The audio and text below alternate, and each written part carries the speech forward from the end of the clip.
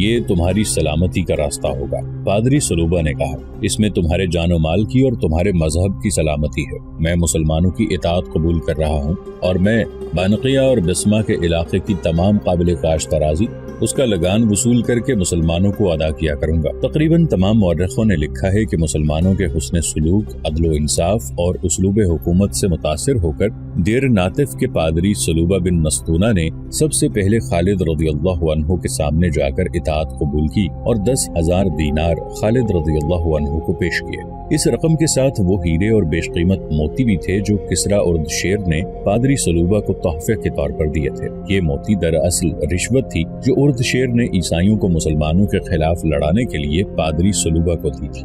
خالد رضی اللہ عنہ کے حکم سے ایک معاہدہ لکھا گیا۔ یہ معاہدہ مدینہ کے سالار خالد بن ولید رضی اللہ عنہ اور سلوبہ بن نستونہ کی قوم کے ساتھ طے ہوا اور تحریر کیا جاتا ہے۔ اس کے مطابق سلوبہ بن نستونہ عیسائی قوم کی طرف سے 10,000 دینار سالانہ بطور جزیہ ادا کرے گا اور کسریٰ کے ہیرے اور موتی اس رقم کے علاوہ وصول کیے جائیں گے۔ جزیہ کی رقم صرف ان عیسائیوں سے ہر سال وصول کی جایا کرے گی جو اس کی استطاعت اور توفیق رکھتے ہیں اور جو کمانے کے قابل ہیں۔ ہر کسی کو جزیے کا اتنا ہی حصہ دینا پڑے گا جتنا وہ آسانی سے ادا کر سکتا ہے۔ اس معاہدے کی روح سے مسلمانوں پر یہ فرض عائد ہوتا ہے کہ وہ عیسائیوں کی بستیوں بانقیہ اور بسمہ کو ہر طرح کا تحفظ مہیا کریں۔ پادری سلوبہ بن نستونہ کو اس کی قوم کا نمائندہ تسلیم کیا جاتا ہے جیسے کہ اس کی قوم نے تسلیم کیا ہے۔ اس معاہدے پر جو خالد بن ولید نے کیا ہے تمام مسلمان رضامند ہیں اور وہ اس پر عمل کریں گے۔ پادری سلوبہ اس علاقے کی نامور شخصیت تھی۔ ارد گرد کے بڑے بڑے سرداروں اور سرکردہ افراد نے جب دیکھا کہ سلوبہ نے خالد رضی اللہ عنہ کی اطاعت قبول کر لی ہے تو وہ سب ہیرا پہنچے اور خالد رضی اللہ عنہ کی اطاعت قبول کرنے لگے۔ انہوں نے جو نقد جزیہ ادا کیا وہ 20 لاکھ درہم تھا۔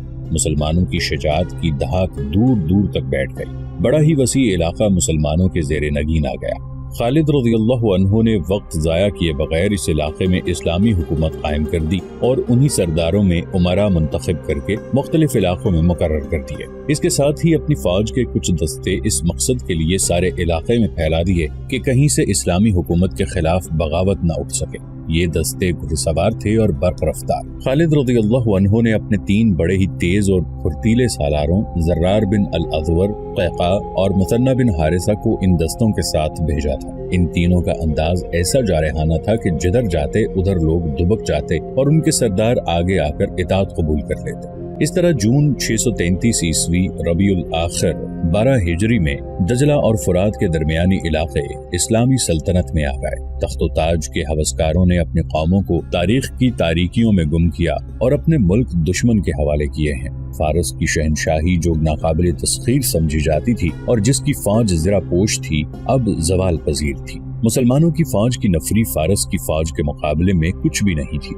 یہ نفری زرہ پوش بھی نہیں تھی اور آتش پرستوں کی فوج کی طرح اتنی زیادہ مسلح بھی نہیں تھی، مگر آتش پرست شکست پہ شکست کھاتے چلے گئے اور فارس کے دارالحکومت مدائن کو خطرہ پیدا ہو گیا۔ وہاں اب کسریٰ اردشیر نہیں تھا، وہ صدمے سے مر گیا تھا۔ تاریخ گواہ ہے اور یہ قرآن کا فرمان ہے کہ اللہ جس قوم کو اس کے اعمال بد کی سزا دینے پر عطا ہے اس پر نااہل اور خود غرض حکمران مسلط کر دیتا ہے جو اسی قوم کے افراد ہوتے ہیں۔ اللہ کا یہ قہر آتش پرستوں پر گرنا شروع ہو گیا تھا۔ مدائن میں اردشیر کی موت کے بعد اس کے خاندان میں تخت و تاج کی جنگ شروع ہو چکی تھی۔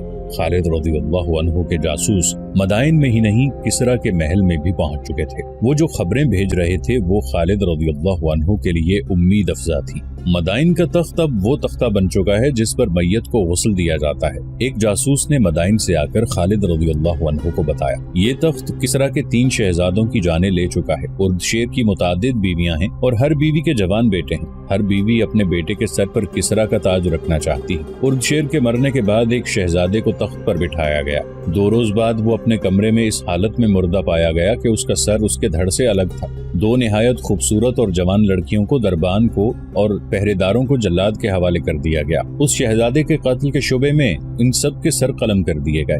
اس کی جگہ اردشیر کی ایک اور بیوہ کے بیٹے کے سر پر کسریٰ کا تاج رکھا گیا۔ تیسرے دن اس نے شراب پی اور بے ہوش ہو گیا اور ذرا دیر بعد مر گیا۔ اب 7-8 آدمیوں اور 3 جوان عورتوں کو شہزادے کو شراب میں زہر پلانے کے شبے میں قتل کر دیا گیا۔ سالار اعلیٰ تیسرا شہزادہ تخت پر بیٹھا दूसरे रोज वो महल के बाग में एक बड़ी दिलकश रकासा के साथ टहल रहा था। कहीं से बैक वक्त 2 तीर आए, एक उसकी आंख में और दूसरा उसकी शहरग में उतर गया। किसरा का तख्त फिर खाली हो गया। तख्त अभी तक खाली है। किसरा के वजीर और 2 सालारों ने ताजपोशी का सिलसिला रोक दिया है। उन्होंने फैसला किया है कि जो इलाके फारस की शहनशाही में रह गए हैं उन्हें मुसलमानों से बचाया जाए। उन्होंने दजला के पार अपनी फौज को इस तरह फैला दिया है कि हम जिस तरफ से भी पेशकदमी करें हमें रोक लिया जाए। उनकी इस फौज की नफरी कितनी होगी?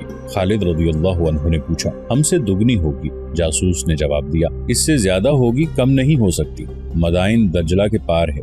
आतिश परस्त हमें दरिया पार नहीं करने देंगे। अल्लाह के दरिया अल्लाह की राह में लड़ने वालों को नहीं रोक सकते। खालिद रज़ियल्लाहु अन्हु ने कहा, आतिश परस्त हमें रोकने के काबिल नहीं रहे। जिस कौम के सरदारों में फूट पड़ जाती है उस कौम की किस्मत में तबाही के सिवा कुछ नहीं रहता। हम मदाइन की तरफ कूच कर रहे हैं। खालिद रज़ियल्लाहु अन्हु ने अपने सालारों से कहा, हम दुश्मन को संभलने की मोहलत नहीं देंगे। खालिद रज़ियल्लाहु अन्हु अपने सालारों को कूच के अहकाम दे ही रहे थे कि उन्हें इतला दी गई कि मदीना से खलीफतुल मुस्लिमीन रज़ियल्लाहु अन्हु का कासिद आया है। खालिद रज़ियल्लाहु अन्हु ने फौरन कासिद को अंदर बुला लिया।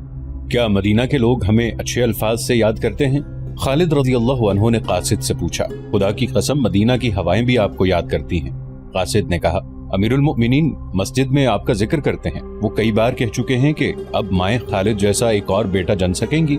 लोग हर रोज आपकी खबर का इंतजार करते हैं। पैगाम क्या है? कासिद ने पैगाम खालिद रज़ियल्लाहु अन्हु को दे दिया। खालिद रज़ियल्लाहु अन्हु पढ़ते जा रहे थे और उनके चेहरे का तासुर बदलता जा रहा था। वहाँ जो सालार मौजूद थे वो पैगाम सुनने के लिए बेताब हो गए। अमीरुल मोमिनीन के सिवा मुझे कौन रोक सकता था? खालिद रज़ियल्लाहु अन्हु ने कहा और सालारों से मुखातिब होकर बोले, अमीरुल मोमिनीन ने हुक्म भेजा है कि अयाज बिन गनिम दोमतुल जंदल में लड़ रहा है। अल्लाह उसे फतह अता फरमाए। उधर से फारिग होकर वो हमारे पास आ जाएगा। अमीरुल मोमिनीन ने कहा है कि जब अयाज अपनी फौज लेकर हमारे पास आ जाए तो हम आगे बढ़ें। उसके आने तक हम जहाँ हैं वहीं रुके रहें। खालिद रज़ियल्लाहु अन्हु के चेहरे पर जो रौनक और आंखों में फतह नुसरत की जो चमक हर वक्त रहती थी वो बुझ गई और वो गहरी सोच में खो गए। सालारों के इस इजलास पर सन्नाटा तारी हो गया, जिसकी वजह ये नहीं थी कि खलीफतुल मुस्लिमीन ने पेशकदमी रोक दी थी, बल्कि वजह ये थी कि खालिद रज़ियल्लाहु अन्हु के चेहरे पर ऐसा तासुर कभी कभी आया करता था और ये तासुर एक तूफान का पेश खैमा हुआ करता था। किसी भी सालार को खलीफा के इस हुक्म के मुतालिक कोई बात कहने की जरूरत न हुई। चंद मिनट बाद खालिद रज़ियल्लाहु अन्हु गहरी सोच से बेदार हुए और कासिद की तरफ देखा। अल्लाह तुझे सफर में सलामती और रहमत अता करे। खालिद रज़ियल्लाहु अन्हु ने फरमाया, आराम करना चाहता है तो कर ले और वापसी का सफर इख्तियार कर। अमीरुल मोमिनीन से मेरा और मेरे साथियों का सलाम कहना। फिर कहना कि जंग के हालात को वही बेहतर समझते हैं जो मैदान जंग में होते हैं। महाज से इतनी दूर बैठकर कोई फैसला करना लड़ने वालों के लिए नुकसानदेह भी हो सकता है। फिर कहना कि वलीद का बेटा खिलाफत की हुक्मदूली की जरूरत नहीं करेगा, लेकिन हालात ने मजबूर किया और इस्लाम को खतरा लाहिक हुआ तो मैं हुक्म की परवाह नहीं करूंगा। मैं खिलाफत मदीना का अमीन और इस्लाम का पासबान हूँ। मैं दुश्मन को अपने ऊपर आता देखकर एक शख्स के हुक्म को एक तरफ रख दूंगा। मुझे खुशनूदी अल्लाह की दरकार है, अल्लाह के किसी बंदे की नहीं। मैं मालूम करूंगा कि सालार अयाज के महाज की क्या सूरत हाल है। हो सकता है उसे मदद की जरूरत हो और ये भी हो सकता है कि वो अपने महाज से जल्दी फारिग ना हो सके और आतिश परस्त इस अरसे में संभल जाएं। और खलीफतुल मुस्लिमीन से कहना कि हमने जरतिश्त की आग को सर्द कर दिया है। अल्लाह ने हमें ऐसी फतह अता की है कि जिसने किसरा के महल को शैतान का बसेरा बना दिया है और शेर के तख्त पर जो कोई बैठता है वो 2 रोज बाद अपने भाइयों के हाथों कत्ल हो जाता है। फारस की शहनशाही और इसकी शानो शौकत को हमने दजला और फुरात में डबो दिया है। हीरा जिसे फारस का हीरा कहते हैं हमारा फाजी अड्डा है। हमारे लिए दुआ करते रहें। कासिद की रवानगी के बाद खालिद रज़ियल्लाहु अन्हु ने एक कमांदार को बुलाकर कहा कि अपने साथ 2 बड़े तेज और तवाना सिपाही लेकर बहुत तेज रफ्तार से दौमतुल जंदल जाए और गौर से देखे कि वहाँ क्या सूरत हाल है और सालार अयाज बिन गनिम कब तक फारिग हो सकेंगे और क्या उनके जल्दी फारिग होने का इम्कान है भी या नहीं। कमांदार उसी वक्त रवाना हो गया। खलीफतुल मुस्लिमीन के इस हुक्म को जो तुमने सुना है जहन से उतार दो। खालिद रज़ियल्लाहु अन्हु ने अपने सालारों से कहा, दिल में खिलाफत मदीना का पूरा एहतराम रखते हुए इन हालात को देखो जो हमने आतिश परस्तों के लिए पैदा कर दिए हैं।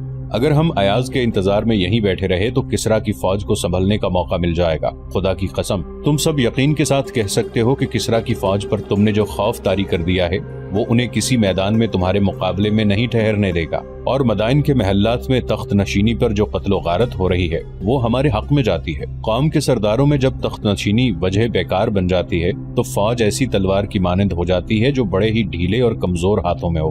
हाँ इब्ने वलीद, سالار عاصم بن عمرو نے کہا، کسرا کے جن سالاروں نے فارس کے بچے ہوئے علاقوں میں اپنی فوج پھیلا دی ہے وہ سالار بھی تخت کے خواہش مند ہوں گے، وہ ہم پر فتح حاصل کر کے فارس کے تخت پر قابض ہونا چاہتے ہیں، اگر ایسا ہوا تو فارس جلدی تباہ ہوگا۔ سالار عدی بن حاتم نے کہا، سالاروں کے دماغوں پر جب تخت و تاج سوار ہو جاتا ہے تو وہ اپنے ملک اور قوم کو بڑی جلدی تباہ کر دیتے ہیں، جب توجہ تخت کے لفظ اور اپنی ذات پر مرکوز ہو جاتی ہے تو نگاہیں دشمن سے ہٹ جاتی ہیں۔ خالد رضی اللہ عنہ نے کہا، میں ان حالات سے فائدہ اٹھاؤں گا، اپنی فوج کو تیاری کی حالت میں رکھو، ہم آخری فیصلہ دومت الجندل کی صورتحال معلوم ہو جانے پر کریں گے۔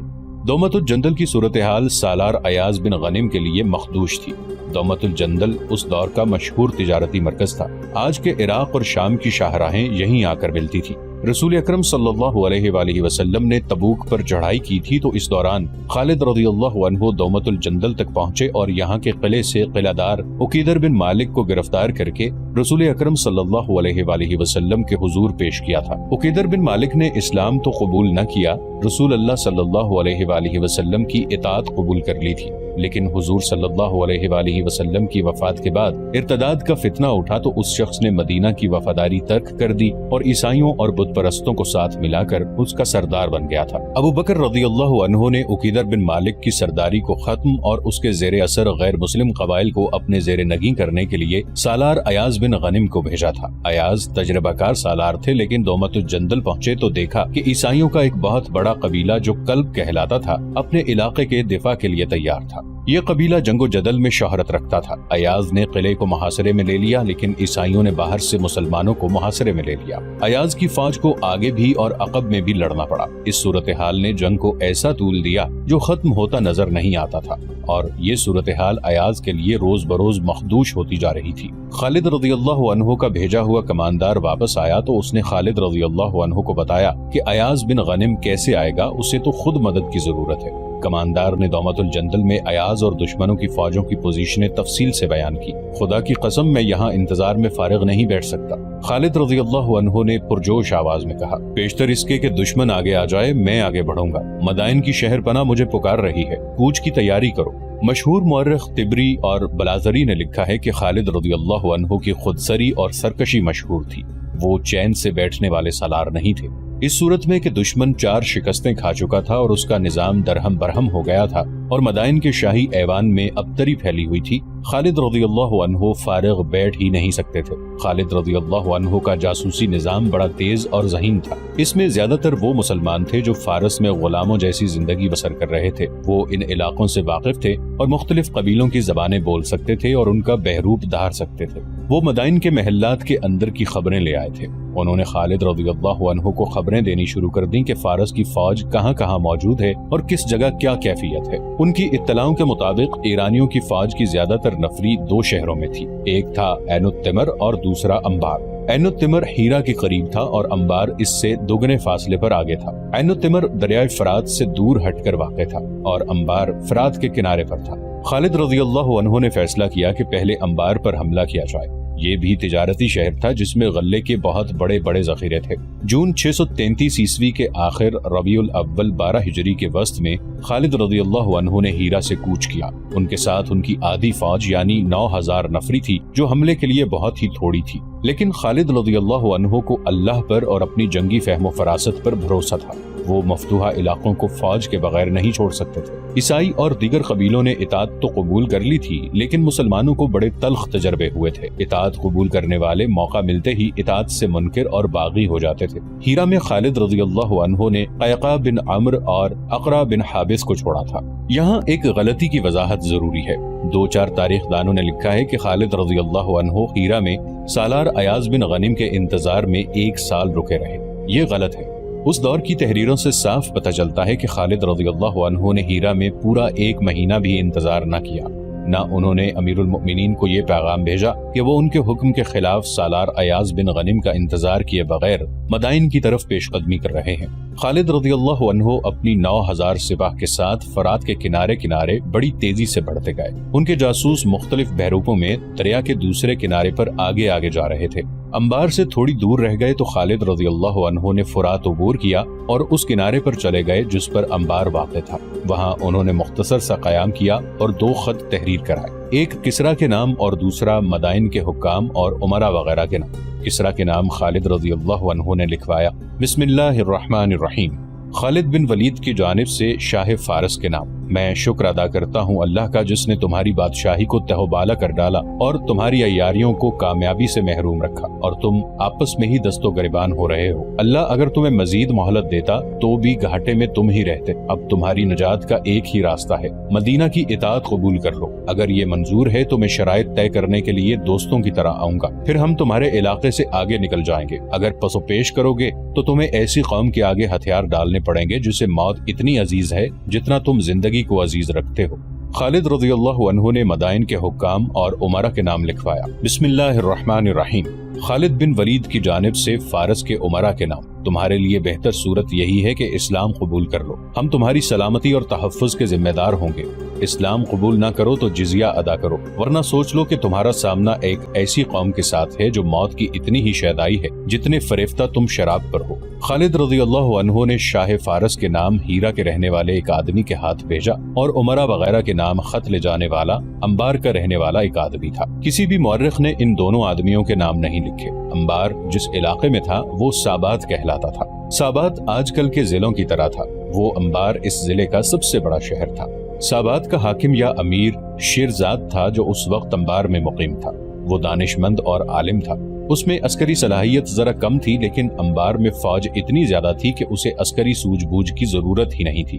وہ اپنی فوج کے علاوہ اسے 7 عیسائیوں کی بے شمار نفری تھی۔ اتنی زیادہ فوج کے علاوہ انبار کی شہر پناہ بڑی مضبوط تھی اور دفاع کا یہ انتظام بھی تھا کہ شہر کے ارد گرد گہری خندق تھی جس میں پانی تھا۔ اس طرح انبار کو ناقابل تسخیر شہر بنا دیا گیا تھا۔ خالد رضی اللہ عنہ کے لیے تو یہ اس لیے بھی ناقابل تسخیر تھا کہ ان کی فوج کی کل نفری 9000 تھی۔ انبار کے جاسوسوں نے مسلمانوں کی فوج کو شہر کی طرف آتے دیکھا تو انہوں نے شیرزاد کو جا بتایا۔ پھر سارے شہر میں خبر پھیل گئی کہ مدینہ کی فوج آ رہی ہے۔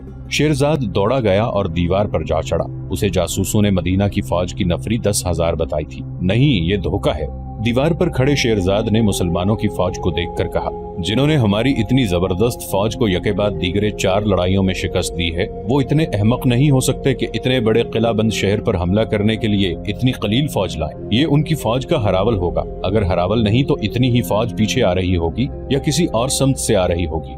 شہر کے لوگوں میں افراتفری مچ گئی تھی۔ انہوں نے مسلمانوں کے بڑے دہشت ناک قصے سنے تھے۔ انہوں نے اپنی شکست خوردہ فوج کے زخمیوں کو اور میدان جنگ سے بھاگ کر آنے والوں کو دیکھا تھا، ان کا خوف و ہراس بھی دیکھا تھا۔ پسپائی میں اپنے آپ کو حق بجانب ظاہر کرنے کے لیے انہوں نے لوگوں کو جنگ کے ایسے واقعات سنائے تھے جیسے مسلمان جن بھوت ہوں۔ اب وہ مسلمان ان کے اتنے بڑے شہر کو محاصرے میں لینے آئے تھے۔ انہوں نے اپنے زیورات اور رقمیں اور اپنی جوان لڑکیاں چھپانی شروع کر دی۔ شہر میں خوف و ہراس اور بھگدڑ زیادہ دیر نہ رہی کیونکہ دیوار کے اوپر سے بلند آوازیں سنائی دینے لگی تھیں کہ مسلمانوں کی تعداد اتنی تھوڑی ہے کہ وہ ساری عمر شہر کی دیوار تک نہیں پہنچ سکیں گے۔ پھر دیوار کے اوپر قہقہے بلند ہوئے۔ مسلمانوں، آتش پرست مسلمانوں پر آوازیں کس رہے تھے، تمہیں موت یہاں تک لے آئی ہے، زندہ رہنا ہے تو مدینہ کو لوٹ جاؤ۔ شہر پناہ پر تیر اندازوں کا ہجوم کھڑا تھا۔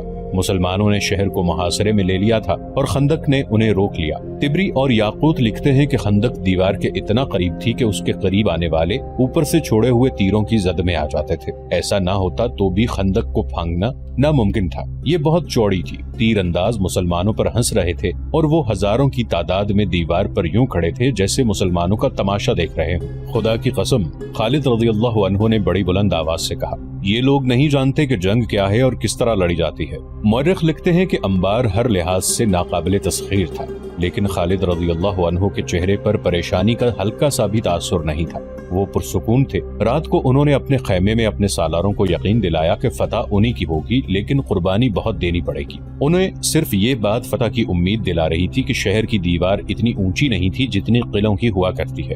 صبح طلوع ہوتے ہی خالد رضی اللہ عنہ گھوڑے پر سوار ہوئے اور شہر کے ارد گرد گھوڑا دوڑانے لگے۔ وہ دیوار اور خندق کا جائزہ لے رہے تھے۔ انہوں نے اپنے سالاروں سے کہا کہ انہیں 1000 ایسے تیر اندازوں کی ضرورت ہے جنہیں اپنے نشانے پر پورا اعتماد ہو اور جن کے بازوؤں میں اتنی طاقت ہو کہ کمانوں کو کھینچے تو کمانیں دوہری ہو جائیں اور عام تیر اندازوں کی نسبت ان کے تیر بہت دور جائیں۔ جلدی، خالد رضی اللہ عنہ نے کہا، بہت جلدی ہمیں شام تک اس شہر میں داخل ہونا ہے۔ تھوڑی سی دیر میں 1000 تیر انداز آ گئے۔ یہ چنے ہوئے تھے اور سب کے سب جوان اور بڑے مضبوط جسموں والے تھے۔ تم سب خندق تک اس طرح ٹہلتے جاؤ کہ کمانیں تمہارے ہاتھوں میں لٹک رہی ہوں۔ خالد رضی اللہ عنہ نے کہا ایسا لگے کہ تم ٹہلتے ٹہلتے خندق کے قریب چلے گئے ہو۔ جو ہی خندق کے قریب جاؤ نہایت تیزی سے ترکشوں سے تیر نکالو، کمانوں میں ڈالو اور دیوار پر کھڑے دشمن کے تیر اندازوں کی آنکھوں کا نشانہ لے کر تیر چلاؤ، پیشتر اس کے کہ وہ جان سکیں کہ یہ کیا ہوا ہے۔ ایک ایک، اس کے بعد پھر ایک تیر چلاؤ۔